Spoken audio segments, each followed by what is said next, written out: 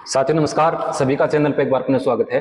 प्यारे साथियों, आज के सेशन में बात करने वाले हैं अभी जो एग्जाम होना है 1 दिसंबर से 3 दिसंबर तक पशु परिचर का एग्जाम होना है। उसके एडमिट कार्ड भी जारी हो गए हैं। आप लोगों ने आपका जो सेंटर आया है उसको देख लिया होगा। इसमें सबसे अहम बात क्या रहने वाली है पेपर में, उसके संबंध में आज के सेशन में चर्चा करने वाले हैं। जैसा कि आप लोग जानते हो, 2 पार्ट पेपर के रहने वाले हैं। पार्ट ए जो है उसमें राजस्थान की कला एवं संस्कृति है, राजस्थान का पूरा जो जीके वगैरह है वो उसमें शामिल किया गया है। उसमें साइंस के प्रश्न भी रहने वाले हैं, कुछ मैथ के प्रश्न भी उसमें रहने वाले हैं। तो जो पार्ट ए जो है उसमें प्रश्नों की संख्या आपके 105 प्रश्न उसमें आएंगे और 105 ही वो अंक के रहने वाले हैं। और दूसरा पार्ट बी जो है भाग 2, उसमें प्रश्नों की संख्या 45 है, जो कि 45 अंक के ही रहने वाले हैं। इस प्रकार से कुल मिलाकर के 150 प्रश्न उसमें पेपर में आने वाले हैं और 150 अंकों का ही आपका पेपर जो है वो होने वाला है। अब इसमें कौन सा पार्ट जो है वो मुख्य भूमिका यहाँ पर चयन होने वाले उम्मीदवार के लिए निभाने वाला है, तो देखिए सबसे पहले अपने बात करते हैं। जो पार्ट ए जो है वो 70% भाग जो है उसको कवर करता है। तो ये बात तो जाहिर सी बात है कि 70% भाग अगर राजस्थान जीके का, राजस्थान के इतिहास के संबंध में, कला एवं संस्कृति के संबंध में या साइंस के प्रश्नों को लेकर के वहां पर आने वाला है, तो ये मेरिट बनाने वाला सिस्टम यहाँ पर रहने वाला है पार्ट ए वाला। ठीक है, क्योंकि इसमें 70% भाग जो है वो इसमें कवर हो जाएगा। भाग बे जो है उसमें पशुओं से संबंधित जो अपने सिलेबस के अंतर्गत दिया गया है, इससे रिलेटेड एक वीडियो में पहले बना चुका हूं, उसमें मैंने डिटेल में इसके संबंध में बता दिया था आप लोगों को। पार्ट बी जो है उसको आप अच्छे से पढ़कर जाएं। प्रश्नों को पार्ट बी में जो आने वाले प्रश्न हैं उनको उसी टॉपिक से घुमा फिरा करके पूछा जा सकता है। एग्जाम्पल के तौर पर मैं आपको बताऊं, सामान्य प्रश्न जो आने वाले हैं, तो जैसे पशुओं की नस्लें हैं या पशुओं से संबंधित जो मेलों का आयोजन अपने राजस्थान में होता है, या पशुओं के क्रय विक्रय संबंधित कोई कर वगैरह हुए हैं प्राचीन काल में, वो भी पूछे जा सकते हैं। या पशुओं में होने वाले रोग जो हैं उसके संबंध में भी आ सकता है।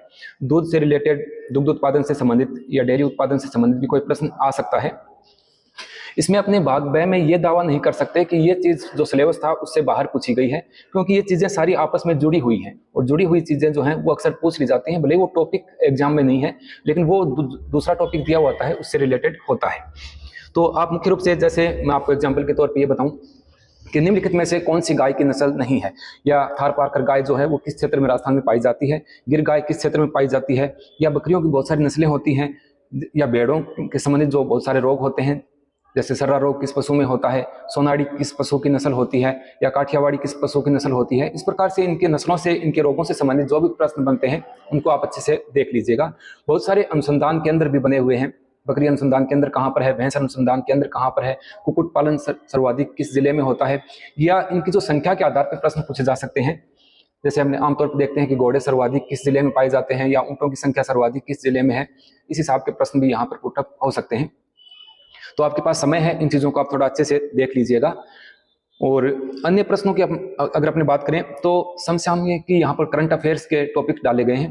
तो आपने पीछे देखा, अभी स्कूल व्याख्याता का जो पेपर हुआ संस्कृत विभाग में, उसमें योजनाओं से रिलेटेड प्रश्न अधिक पूछे गए थे आरपीएससी द्वारा। यहाँ पर भी जो योजनाएं पहले अभी क्रियान्वित हुई हैं, या पहले 3-4 महीने तक का जो अपनी योजनाएं चली हैं पीछे, तो उनको आप अच्छे से देख लीजिएगा। वहां से भी प्रश्न यहाँ पर पुटअप हो सकते हैं। अब मुख्य आधार जो है वो मैंने बता दिया, 70% भाग जो है वो पार्ट ए कवर करने वाला है और 30% पार्ट जो है उसको भाग बी कवर करने वाला है। तो एक बात और है, क्योंकि राजस्थान जीके जो है वो सभी एग्जाम्स में आता है, तो आप इस एग्जाम को हल्के में ना लें, क्योंकि इसमें कैंडिडेट की संख्या काफी है और राजस्थान जीके लगभग सभी बच्चों का तैयार होता है, भले वो फर्स्ट ग्रेड की तैयारी करे या सेकंड ग्रेड की, या किसी शिक्षा विभाग की या अधीनस्थ बोर्ड की भर्तियों का आयोजन होता है उनकी तैयारी कर रहा है, पटवार, ग्राम सेवक की, सभी का राजस्थान जीके जो है वो अच्छे से तैयार किया हुआ होता है। अब सबसे अहम बात आती है कि जो पशुपालन से रिलेटेड जो पशुओं के जो टॉपिक हैं, ये अपने इसको भी ये कह सकते हैं कि ये मेरिट बनाने वाले टॉपिक हो सकते हैं। और मुझे लगता है कि इस पेपर में ये जो टॉपिक हैं, जो भाग बे में आने वाले जो प्रश्न हैं, उनको थोड़ा सा डीपली यहाँ पर लिया जाएगा, क्योंकि अभ्यर्थियों की तादाद पेपर में इतनी ज्यादा है कि अगर पेपर का स्तर यहाँ पर सामान्य स्तर भी रखा गया तो अभी काफी बच्चे जो हैं वो 150 प्रश्न हैं, तो उसमें से 140 के आसपास भी बच्चे पहुंच सकते हैं अगर पेपर का स्तर जो है वो निम्न रहा तो। इस वजह से मुझे लगता है कि पेपर जो है वो एक स्टैंडर्ड पेपर यहाँ पर आप लोगों को मिलने वाला है, क्योंकि जिस हिसाब से अभ्यर्थियों की संख्या होती है उसी हिसाब से पेपर को तैयार किया जाता है कि अभ्यर्थी ज़्यादा हैं। कई बच्चों को ये भी लगता है कि इतनी ज़्यादा भीड़ है तो पेपर देने जाएं या नहीं जाएं। देखो, पदों की संख्या इसमें काफ़ी है और 1997 में एक भर्ती हुई थी, उसके बाद इस प्रकार की भर्ती का आयोजन नहीं किया गया सरकार के द्वारा। अब ये दोबारा इस भर्ती का आयोजन हो रहा है, तो आप लोगों को पेपर देने जरूर पहुंचना चाहिए। हालांकि सेंटर जो है वो आपके नज़दीकी जिले में या होम डिस्ट्रिक्ट में ही आए हैं, लगभग बच्चों के कोई बाहर आए होंगे। तो अच्छे से पेपर की तैयारी करें और अच्छे से पेपर देने पहुंचे। समय पर पहुंचना भी जरूरी होता है। जो दिशा निर्देश आपके एडमिट कार्ड में दिए हैं उनकी पालना अपने को जरूर करनी है। और जो आधार कार्ड का जो इश्यू रहने वाला है, तो आधार कार्ड को आप डिजिटल आधार कार्ड में कन्वर्ट करवा लीजिएगा पहले ही, ताकि आपके वहां पर किसी प्रकार की परेशानी ना हो। ठीक है, तो मिलते हैं किसी नेक्स्ट सेशन में नई जानकारी के साथ। तब तक के लिए नमस्कार, जय हिंद।